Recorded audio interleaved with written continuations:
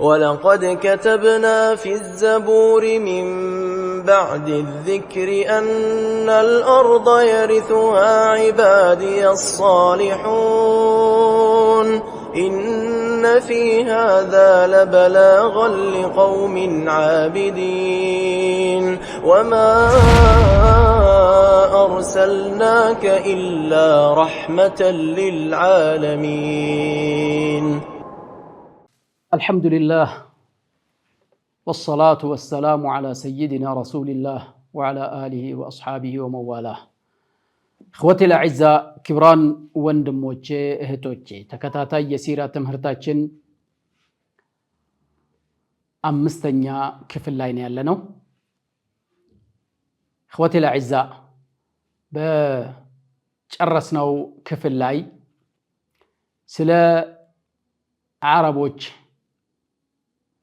አሰፋፈርና ስርጭት እየተመለከትን ነበር የነበርነውና ከዚያው እንጀምራለን። የአረቦች ጎሳዎች እንግዲህ ሲሰራጩ العرب المستعربة የተባለው ከእስማኤል ልጆች ናቢትና ቀይዳር ዘር ሐረጋቸው እንደተሰራጨ አይተናል።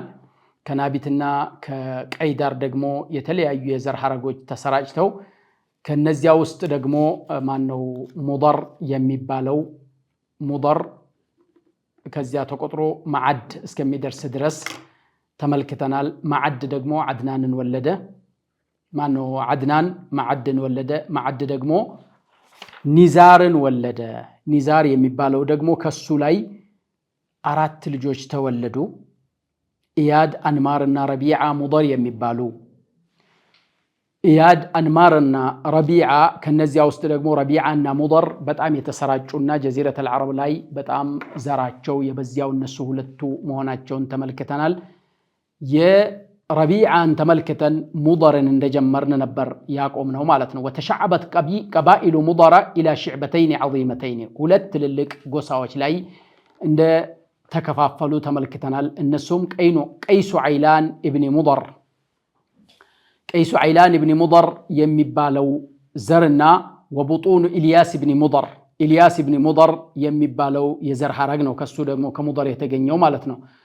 فمن ቀይስ ዐይላን ከቀይሱ ዐይላን ኢብኑ ሙደር የሚቆጠሩ ጎሳዎች በኑ ሱለይም፣ በኑ ሐዋዚን ጣኢፍ አካባቢ የነበሩት ማለት ነው። በኑ ተቂፍ፣ በኑ ሷዕሷዓ፣ በኑ ገጠፋን የሚባሉ ጎሳዎች አሉ። ይህ ገጠፋን ደግሞ እንደገና በስቶ ደግሞ በኑ አብስ አለ፣ በኑ ዙብያን አለ፣ አሽጃዕ አለ፣ አዕሱር የሚባሉ ጎሳዎች ተፈጠሩ። ወሚን ኢልያስ ከኢልያስ ኢብኑ ሙደር ደግሞ የነብዩ ዘር ሐረግ የሚሄድባት ማለት ነው። ከኢልያስ ኢብኑ ሙደር ደግሞ ማን ተገኙ? ተይም ኢብኑ ሙራህ ተገኘ። ሁዘይል ኢብኑ ሙድሪካ ተገኘ። በኑ አሰድ ኢብኑ ኹዘይማ ተገኙ። ወቡጡኑ ኪናነተ ኢብኑ ኹዘይማ ኪናነቱ ኢብኑ ኹዘይማ ከሚባለው ደግሞ የተሰራጨው ደግሞ ወሚን ኪናነተ ቁረይሾች ተገኙ ወይም ፊህር የሚባለው ሰውዬ ማለት ነው።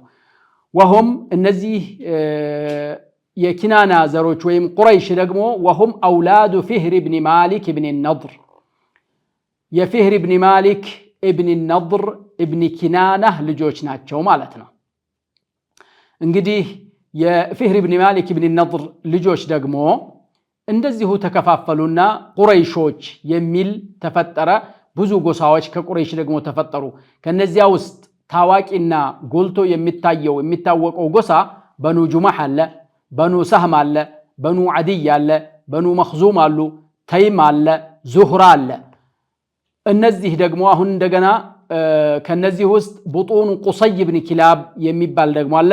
የቁሰይ ኢብኑ ኪላብ ዘር ሐረግ በሱ ላይ የሚሄደው ደግሞ ዓብዱዳር ኢብኑ ቁሰይ፣ አሰድ ኢብኑ ዓብዱል ዑዛ ኢብኑ ቁሰይ፣ ዓብዱ መናፍ ኢብኑ ቁሰይ የሚባሉ ተፈጠሩ ደግሞ። አሁንም የነብዩ አለይሂ ሰላቱ ወሰላም ዘር ሐረግ የሚሄደው በማን ላይ ነው? በዓብዱ መናፍ ላይ ነው።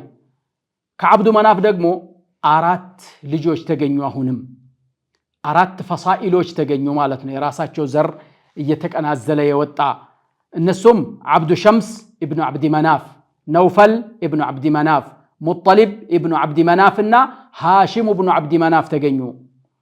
የሃሽም ቤት ደግሞ እንደገና ከነዚህ ጎሳዎች የተመረጠና የነብዩ መሐመድ ሰለላሁ ዐለይሂ ወሰለም አባት ከዚህ ላይ ለመገኘት በቃ ማለት ነው عليه الصلاة والسلام وبيت هاشم هو الذي اصطفى الله منه سيدنا محمدا ابن عبد الله ابن عبد المطلب ابن هاشم ተመልከቱ እንግዲህ ከሃሽም ላይ ደግሞ ማን ተወለደ عبد المطلب ማንን ወለደ عبد الله ደግሞ ነብይና وحبيبنا وقدوتنا محمد صلى الله عليه وسلم እሳቸውን ወለዱ ነው ስለዚህ ዘር ሐረግ صحيح በሆነና ኢማሙ ሙስሊም ኪታቡል ፈዳኢል ላይ የዘገቡት የሆኑ ባቡ ፈضل ነሰብ النبي صلى الله عليه وسلم በሚለው ርዕስ ስር የዘገቡት ቱርሙዚ ደግሞ እንደዚሁ ኪታቡል መናቂብ ባቡ ፈضل النبي صلى الله عليه وسلم በሚል ርዕስ ስር የዘገቡት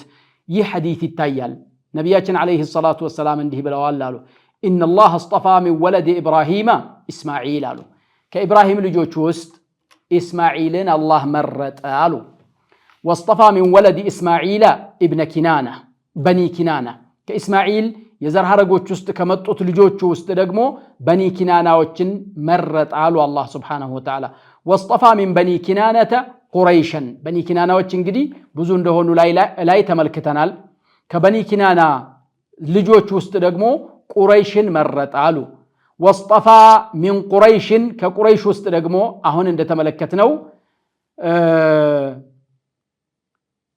ቡጡኑ ቁረይሽ ብዙ ናቸው ከነዚያ ውስጥ ማንን መረጠ በኒ ሃሽምን መረጠ አሉ በኒ ሃሽምን መረጠ ከበኒ ሃሽም ውስጥ ደግሞ እኔን መረጠኝ انا خيار من خيار ብለዋል ነብያችን አለይሂ ሰላቱ ወሰለም እኔ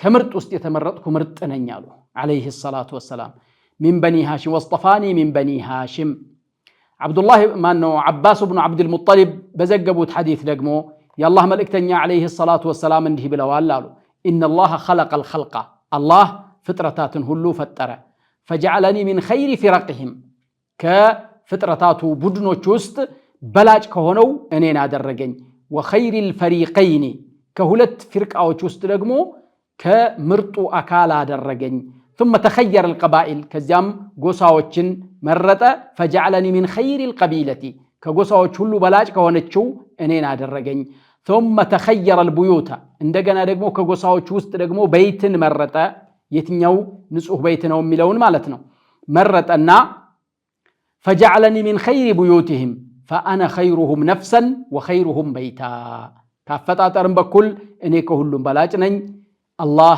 የሰጣቸው وخيرهم بيتا ከተፈጠርኩለት ቤትም ውስጥ ደግሞ የኔ የተፈጠርኩበት ቤት በላጭ ነው አሉ በሌላ ዘገባ ደግሞ وفي لفظ عنه ان الله خلق الخلق فجعلني في خيرهم فرقه الله سبحانه وتعالى ፍጥረታትን ፈጠረና ከነዚያ ውስጥ በላጭ በሆነው ቡድን ውስጥ አደረገኝ ثم جعلهم فرقتين ከዚያም ሁለት ቡድኖች አደረገና فجعلني في خيرهم فرقه ثم جعلهم قبائل ከዚያም ጎሳዎች አደረጋቸውና فجعلني في خيرهم قبيلة ከጎሳ በኩል በላጭ በሆነችው ውስጥ አካተተኝ አሉ እዚያ ውስጥ አደረገኝ ثم جعلهم بيوتا فجعلني في خيرهم بيتا وخيرهم نفسا ከነፍስም በኩል ከቤትም በኩል በላጭ በሆነችው ውስጥ አደረገኝ የዚህ ሐዲስ ምንጩ አሁንም ቅድም የጠቀስነው ኢማሙ ሙስሊምና ኢማሙ ቱርሙዚ የዘገቡት ሐዲስ ነው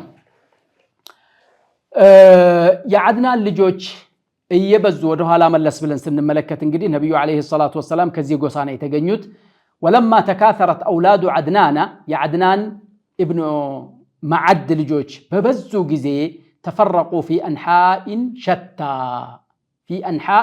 በተለያየ አቅጣጫዎች ተሰራጩ ከአረብ ሀገራት ምንን ፍለጋ متتبعين مواقع القطر ومنابت العشب የዝናብ መውረጃ ቦታዎችንና የተክሎችን መብቀያ ቦታዎች እየተከታተሉ አርብቶ አደሮች ስለነበሩ በየአካባቢው ተሰራጩ ስለዚህ አብዱል ቀይስ የበክሩ ብን ዋኢል ቡጡን ከዚያ ጎሳ የሆነችው ወደዚያ ሄዱ እንደዚሁም ከተሚም ጎሳ የሆነች አንዲት ጎሳ ወደ ባህሬን ሄዱና እዚያው ሀገር ላይ ኖሩ በኑ ሐኒፋዎች ደግሞ እነሱ ደግሞ ወዴት ሄዱ? በኑ ሐኒፋዎች ደግሞ በኑ ሐኒፈት ብን ዓሊ ብን በክርን ወደ የማማ ወደ ደጋማው አካባቢ ሄዱ። ፈነዘለ ቢሑጅሪን ሑጅር የምትባለው ቦታ ላይ ፈነዘሉ ቢሑጅሪን ሑጅር የምትባለው ቦታ ላይ ሰፈሩ። እሷም የየማማ ዋና ወይም ማዕከል የሆነች ሀገር ናት። ወአቃመት ሳኢሩ በክር ብን ዋኢልን የበክር ብን ዋኢል ልጆች የተቀሩት ደግሞ በየማማ ርዝመት መሬት ላይ በሰፊው ተሰራጭተው ኖሩ ማለት ነው። እስከ ባህረይን ጫፍ ድረስ ማለት ነው።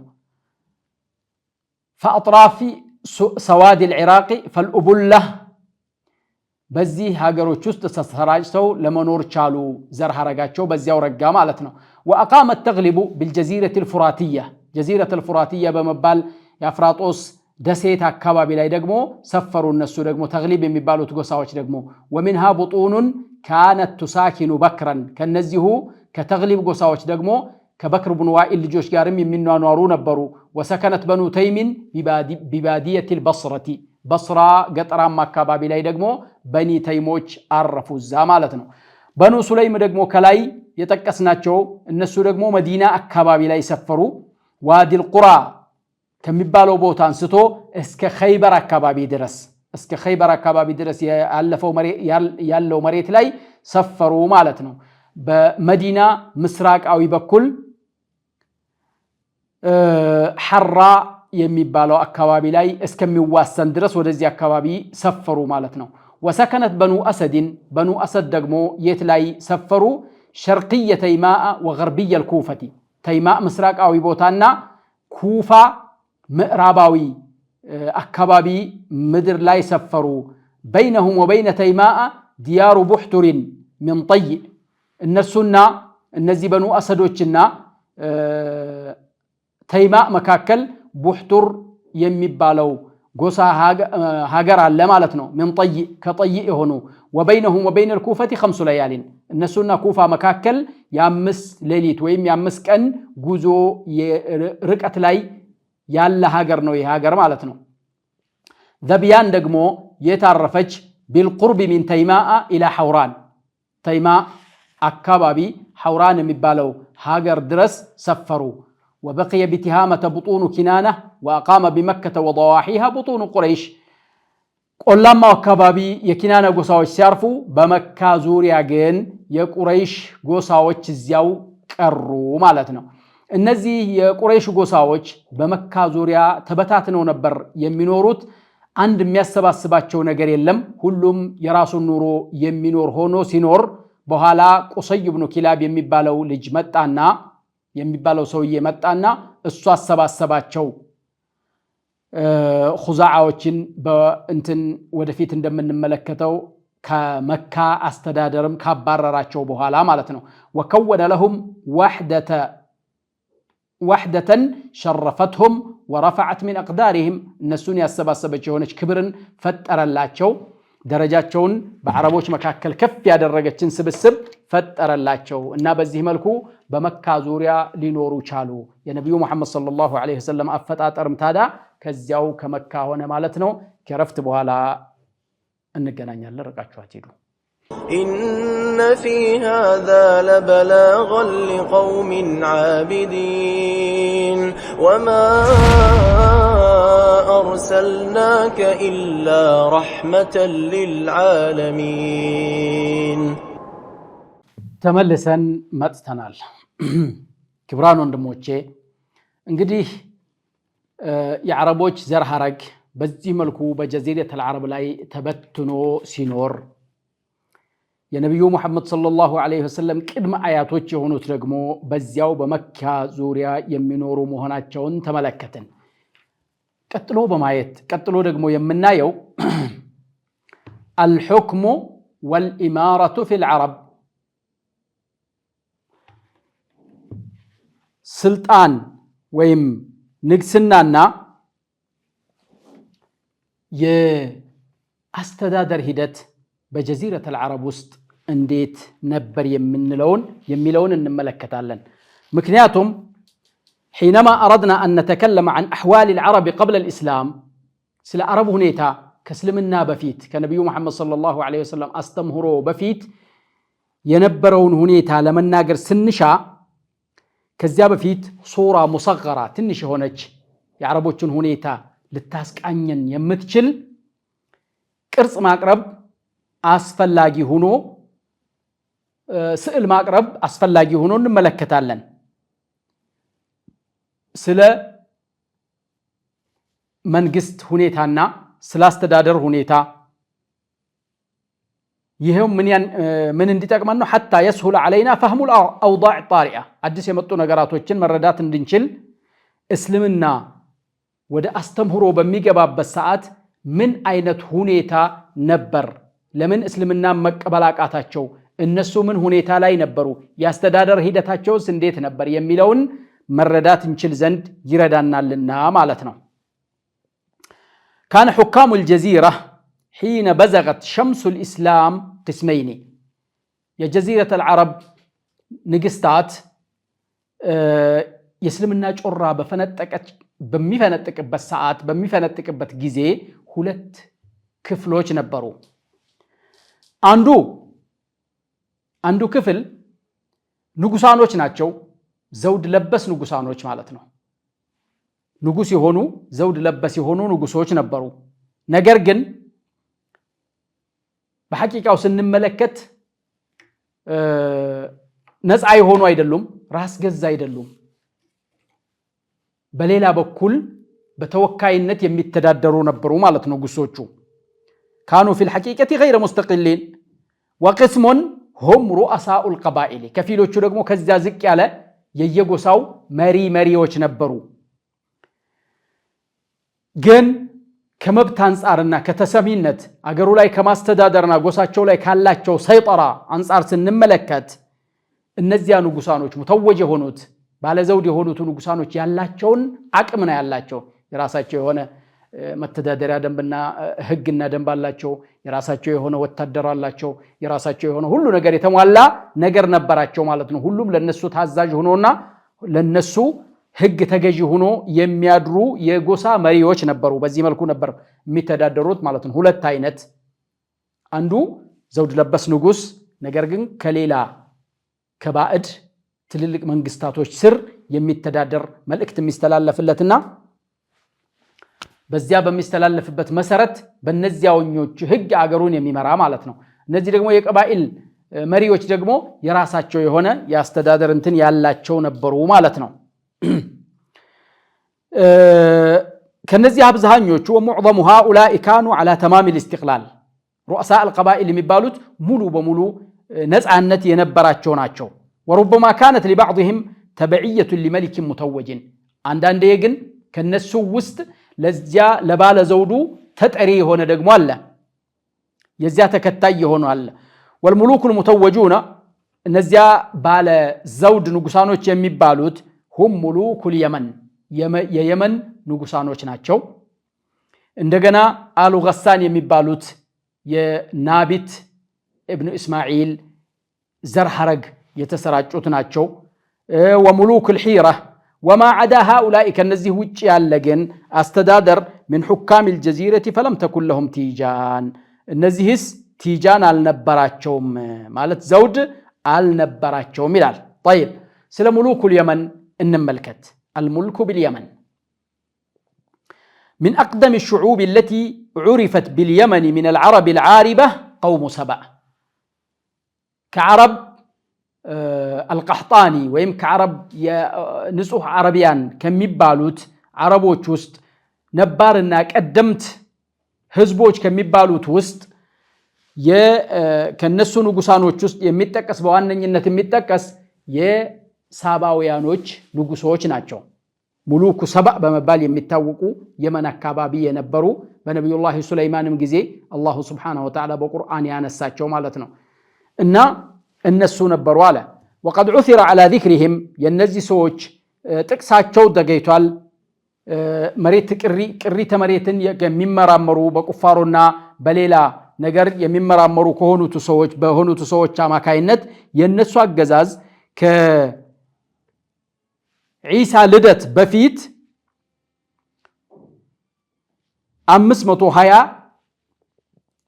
ب520 قرنا 520 ክፍለ ዘመን በፊት የነበሩ መሆናቸው ተገይቷል ማለት ነው። የነዚህ ሰዎች የስልጣኔያቸው ብልጽግናና የስልጣናቸው ተጽዕኖ ፈጣሪነት እንደዚሁም ደግሞ የቁጥጥራቸው መዘርጋት እስከ 11ኛው ክፍለ ዘመን ድረስ ከኢሳ ልደት እስከ 11ኛው ክፍለ ዘመን ድረስ የቆየ ነው።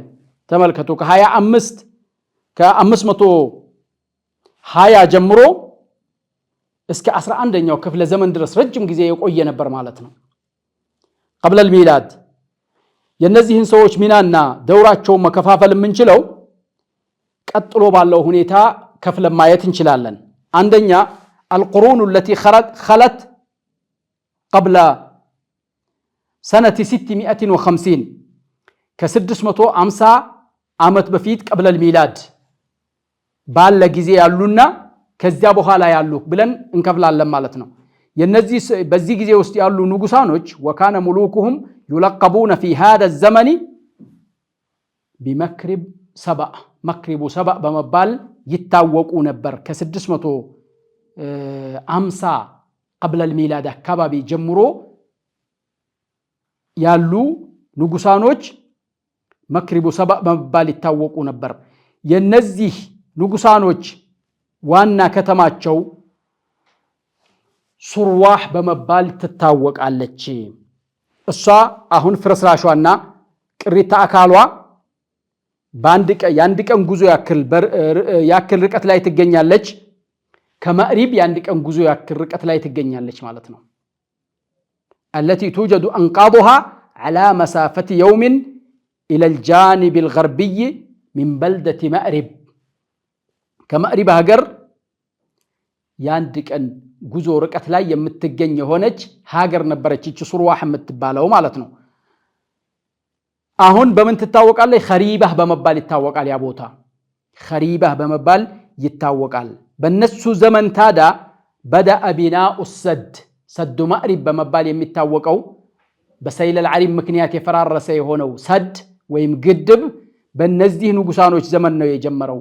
ከነቢዩላህ ዒሳ ልደት 650 ዓመት ቀድሞ ማለት ነው። وفي زمنهم بدأ بناء السد الذي عرف بسد مأرب ይህ ሰዱ ማዕሪብ ትልቅ እንትን ያለው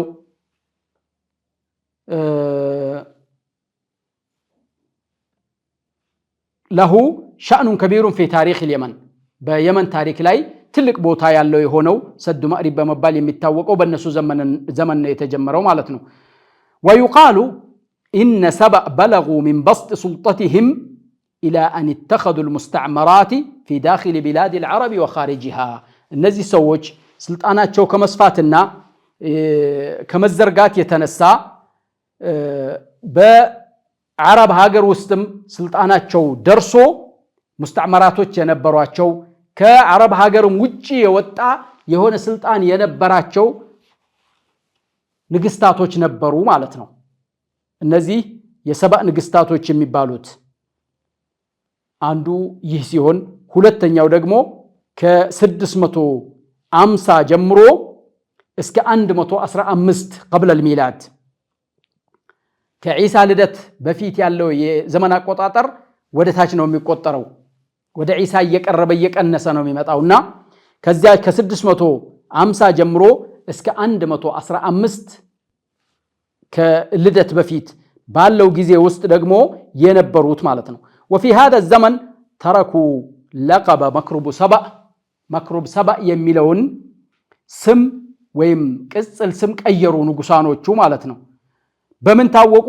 ቢሙሉክ ሰባእ ወዑሪፉ ቢሙሉክ ሰባእ የሳባ ንግስታቶች በመባል ታወቁ ማለት ነው። እና እነዚህ ሰዎች ደግሞ ማዕሪብን ራሷን ዋና ከተማ አድርገው ያዙ። እነዚያ ሱርዋህን ነበር ዋና ከተማ ያደረጉት። አሁን ደግሞ ማዕሪብን ዋና ከተማ አደረጉና ያዙ በሱርዋህ ፋንታ ማለት ነው። ይቺ ደግሞ ማዕሪብ የተባለችው وتوجد أنقاضها على بعد 60 ميل من صنعاء ከሰንዓ 60 ማይል ርቀት ላይ የምትገኝ የሆነች ሀገር ናት። በስተ ምስራቁ ጎን በኩል ማለት ነው። በስተ ምስራቁ በኩል የምትገኝ የሆነች ሰንዓ ምስራቃዊ ክፍል በኩል የምትገኝ የሆነች ሀገር ናት መዕሪብ የምትባለው። طيب ሶስተኛው ክፍል ደግሞ ከ115 ከልደት በፊት እስከ 300 ከልደት በኋላ ማለት ነው። ከኢሳ ልደት 300 ዓመት ድረስ የቆዩ እነዚህ ደግሞ وفي هذا العهد غلبت قبيلة حمير የሕምየር ጎሳ የአልዓረብ አልቀሕጣኒ አንዷ ቡድን የሆነችው ወይም አንዷ ጎሳ የሆነችዋ ሕምየር ጎሳ ድል አገኘችና ሳባውያኖችን አሸንፋ እሷ ያዘች ማለት ነው። ወተኸደት በልደተን ረይዳን የምትባል ዋና ከተማዋ የስልጣኗ ማዕከል አድርጋ ያዘች። አሁንም መዕሪብን ተወችና ዓሲመተን ለሃ በደለ መዕሪብ። ከዚያ እነዚህ ሕምየሮች ደግሞ ምን ተብለው ተጠሩ? ثم سميت بلدة ريدان باسم ظفار በሚባል ትሰየም ጀመር። የዚች ከተማ ደግሞ አሁንም ቅሪተ አካሏ ወይም ፍርስራሿ ጀበል ሙደወር የሚባል ቦታ ላይ ይገኛል። بالقرب من يريم. وفي هذا العهد በዚህ ዘመን بدأ فيهم السقوط والانحطاط መውደቅና እንደገና ወደ ቁልቁል መሄድ ተጀመረ በሕምየሮች ዘመን ማለት ነው። فقد فشلت تجارتهم على حد كبير በንግድ ነበር የሚተዳደሩት። ንግዳቸው የከፋ መንኮታኮት ደረሰበት። በጣም ፈሸሉ። ለምን? አንባጦች ሒጃዝ ሰሜናዊ ሒጃዝ ላይ ስልጣናቸውን ስለዘረጉ በመጀመሪያ ደረጃ እነሱ ጋር ጸብ እየፈጠሩ እንትን ስላሉ ማለት ነው። ከዚያም ሮማውያኖች ደግሞ እያሸነፉ የንግድ መንገዳቸውን በየብሱም በኩል ተቆጣጠሩት። ግብፅን በመያዛቸው ምክንያት በባህሩም ላይ የሚሄደውን ሁሉ ተቆጣጠሩባቸው ስልጣናቸውን ስለዘረጉ ማለት ነው። ሽማል አልሒጃዝ እና ግብፅ ላይ ከዚያ የተነሳ የንግድ የኑሮ ሂደታቸው እየተበላሸ ሲመጣ ስልጣናቸውም እየፈረሰ መጣ። እንዴት ሆኑ? ወዴት ሄዱ? በሚቀጥለው ሐለቃ የዛሬውን ሐለቃ እዚሁ ላይ እንቋጫለን። እስከዚያው ሰላም ሁኑ። ወሰለላሁ ወሰለም ዐላ ነቢይና ሙሐመድ። ወለቀድ ከተብና ፊ ዘቡር ሚን ባዕድ ዚክሪ አነል አርደ የሪሱሃ ዒባዲየ ሷሊሑን ኢነ ፊ ሃዛ ለበላገን ሊቀውሚን ዓቢዲን ወማ أرسلناك إلا رحمة للعالمين